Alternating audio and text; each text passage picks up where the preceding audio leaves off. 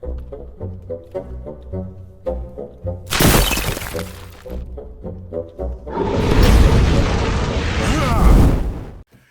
everybody, it's Riffraff Hornhelm, and I'm here again with another presentation from the Dwarven Vault, and today it's another monster review. Staying in line with what we've been doing before, this is another monster manual original, going back to the earliest days of Dungeons & Dragons as it was played for the original Advanced Dungeons & Dragons.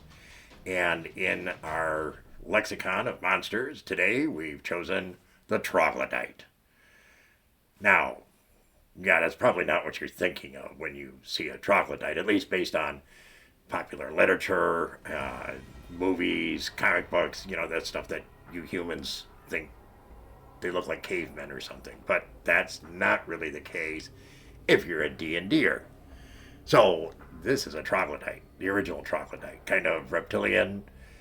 They don't really wear armor, and that's because they have a special ability. Even though they're only a 2-hit dice creature, they have some pretty nifty moves.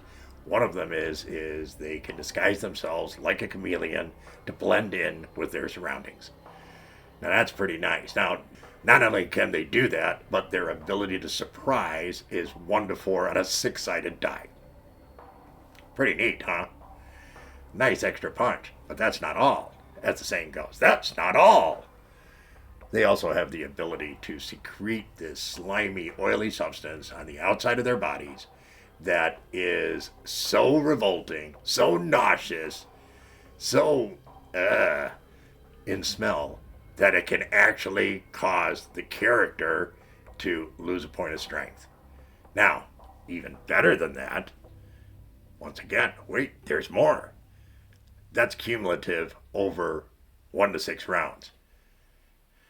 So you can take somebody who's a pretty effective fighter and in a very short period of time make them far less effective. And once it's all done, the duration is up to 10 rounds.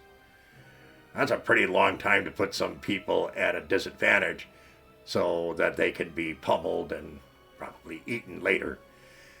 It's a very nice thing that the troglodytes have in terms of their abilities. Now, on top of that, they're, once again, not a large hit dice creature. They're only 2 hit dice.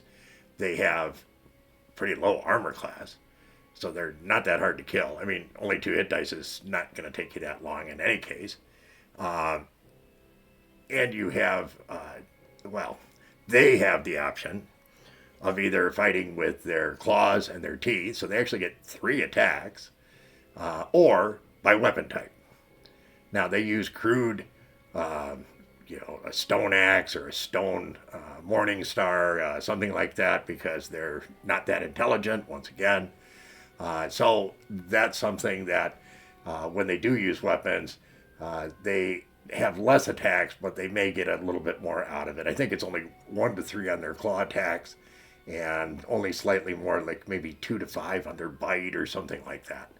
They're not that potent, but they do get 3 attacks, which can screw things up, especially if you're dealing with a party who has things like magic users and clerics whose ability to concentrate fully on their magic is paramount to their ability to survive.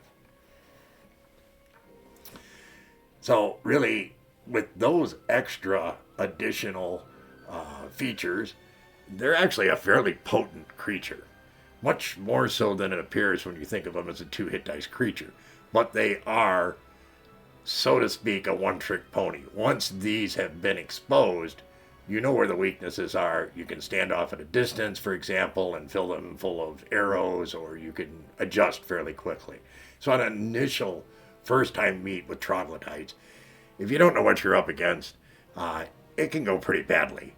And when we asked people about this from both a player and a DM standpoint, players said that, yeah, first time I ran into them, they came across as pretty powerful to me. They would have said like a 4 or 5. Since that time, once they knew how to deal with a troglodyte, they said, yeah, no, it's more like a 2 or a 3. Probably closer to 3. Now, from a DM standpoint, pretty much the same thing.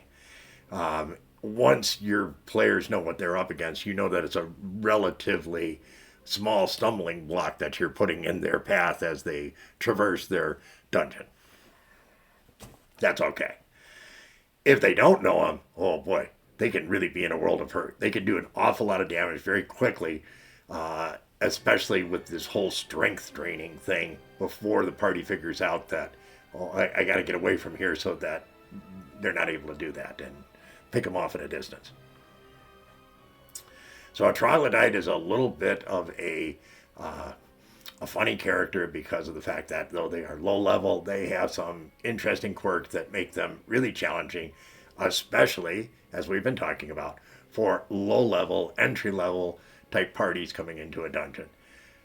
Know what a troglodyte is. If you're going to run into other intelligent, evil humanoid creatures in subterranean settings, this is one to understand what it is because of those extra features. Hope you found this helpful. Hope you enjoyed the presentation. If you did, please give us a like. Consider subscribing. But most of all, come back and see us for our next one. And thanks again. Remember, dwarves rock!